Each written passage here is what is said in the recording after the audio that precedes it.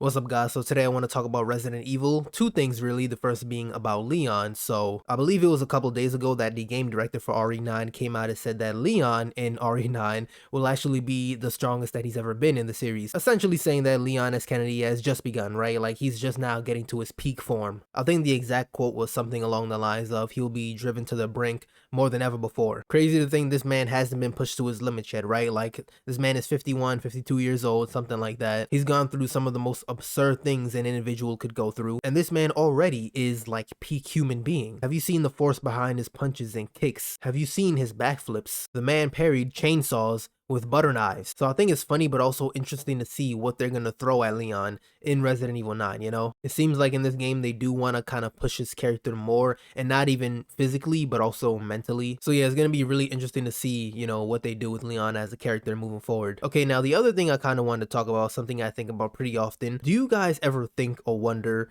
if they should reboot the Resident Evil series? Now, I don't ever consider myself a real or true Resident Evil fan just because I'm kind of new to the games themselves. Like, I've kept up with some of the lore and the characters and, you know, things like that, right? But in terms of playing the games myself, I've only started like 2-3 years ago. I haven't even played any of the non-numbered games, you know, like Resident Evil, what's it called, Code Veronica. I mean, shoot, I haven't even watched all of the animated movies, you know? And if there's books and comics, I think there are. I haven't read any of those. So I for sure don't know everything there is to know about Resident Evil. I don't know where they could take the series after 9, whether that be with a new character or existing characters. Because to me, it kind of seems like with RE9 being the last numbered game, it seems like they kind of want to wrap things up in this game for a lot of the, you know, previous really big characters. At least that just seems it to me. Like, we know Leon is in the game for sure right now, right? But who's to say Jill, Chris, Ada, Claire, they're not in the game. If they could keep Leon a secret up until a few days ago, then we know for sure they can keep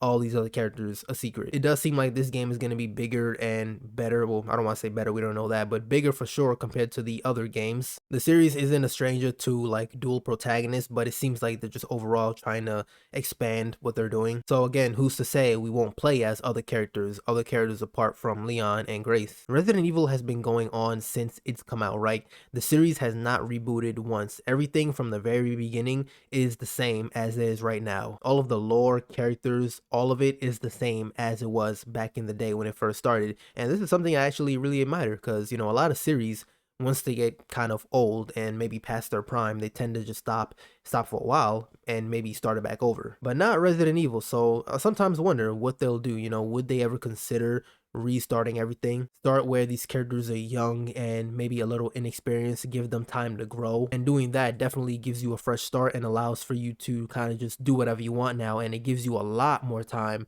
a lot more games to work with. Resident Evil is one of the biggest gaming franchises ever, right? So do you ever think they want to stop soon, anytime soon? I highly doubt it. Looking at it from my perspective, someone who doesn't know a lot about Resident Evil as a whole, it seems like the best course of action relatively soon might be to just reboot, start completely fresh. But who am I to say this, right? I again know like nothing compared to some of you guys, so maybe some of you listening to this are thinking this is an absolutely crazy idea, atrocious idea, and I should just stop talking probably about Resident Evil. But look, you know, I just want to get my thoughts out there, you know, maybe see what you guys think as well. I actually have a third topic I kind of want to talk about. We're just going to stick with Resident Evil, right? So I've seen a lot of kind of ideas, theories floating around that they're going to kill Leon in this game.